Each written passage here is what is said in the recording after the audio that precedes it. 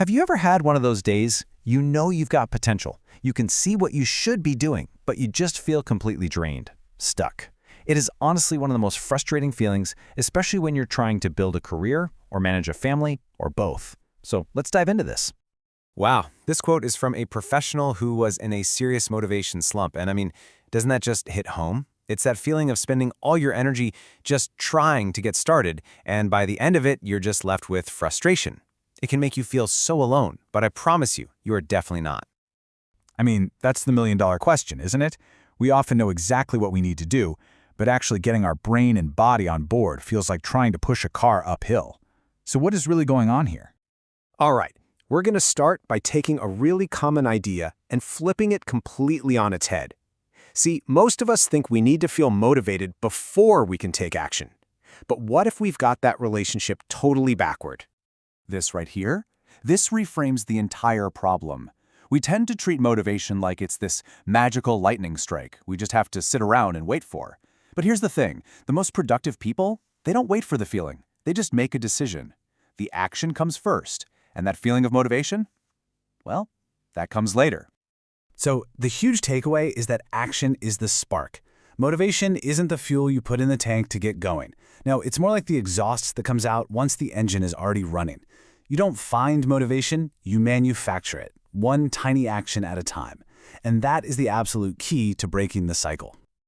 Okay, so if action has to come first, how in the world do we make that action easier? Well, we can actually borrow a pretty powerful concept from chemistry to understand why starting is so hard, and, more importantly, how to make it way easier. Think of this as your secret weapon against procrastination. The term is activation energy. And really, in simple terms, it's just the startup cost for any task. Things with high activation energy, like, say, writing a super complex report, are incredibly hard to begin.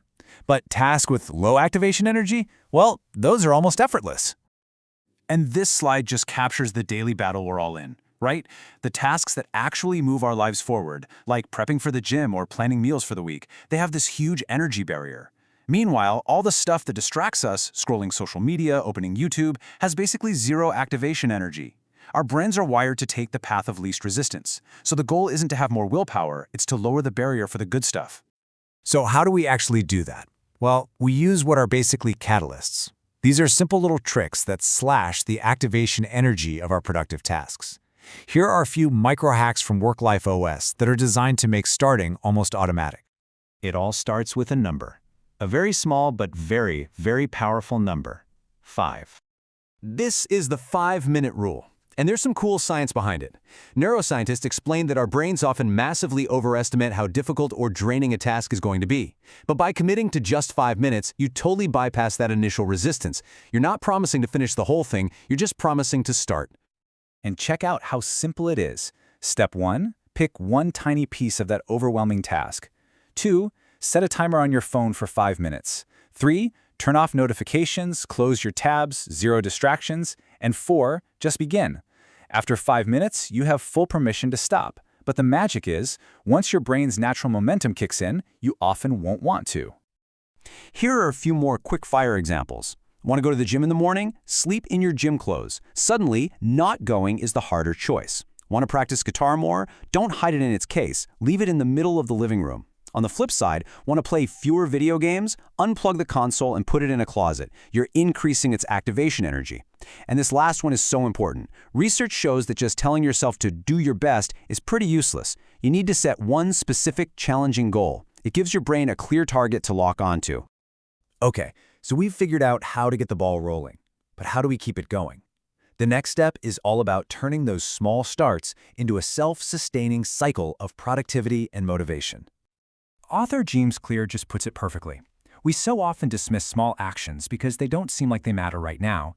But just like compound interest, these tiny, consistent efforts, they multiply into massive results over time. Every small win is an investment in your future self. And here's this simple neuroscience for why this works so well. Every time you complete a small task, even just those first 5 minutes, your brain releases a little bit of dopamine. That's the chemical that says, good job. It's the reward chemical. It feels good. So your brain basically says, hey, that was awesome. Let's do that again. This creates this amazing feedback loop. Action leads to a reward, which leads to more motivation for the next action. So here's the really crucial part. Each little victory isn't just about getting one thing checked off your list. It's a piece of evidence.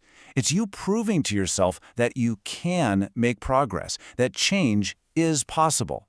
This builds confidence, it builds trust in yourself, and that just systematically lowers your resistance to whatever task is next.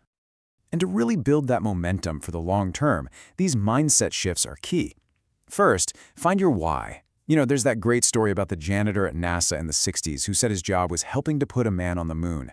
Connect your daily grind to a bigger purpose. Second, focus on your strengths. Try to spend at least half your time doing things you're not only great at, but that you actually love to do. And finally, curate your inner circle. As the saying goes, you are the average of the 5 people you spend the most time with. Make sure they're lifting you up. All right, let's bring all of this together into one final, super actionable idea. This is not about some massive life overhaul. It's about your very next 5 minutes. If you take away only one thing today, please let it be this. Stop waiting for motivation to find you. It's not coming. The secret to peak performance isn't about having more willpower. It's about being a smarter architect of your habits and your environment. It's about creating your own momentum simply by making it easier to start. So, I'll leave you with this question. Think about that one task you've been putting off. What is one tiny part of it that you can give just 5 minutes to, right now? Don't even think about finishing it. Just think about starting. Go on. Go set that timer.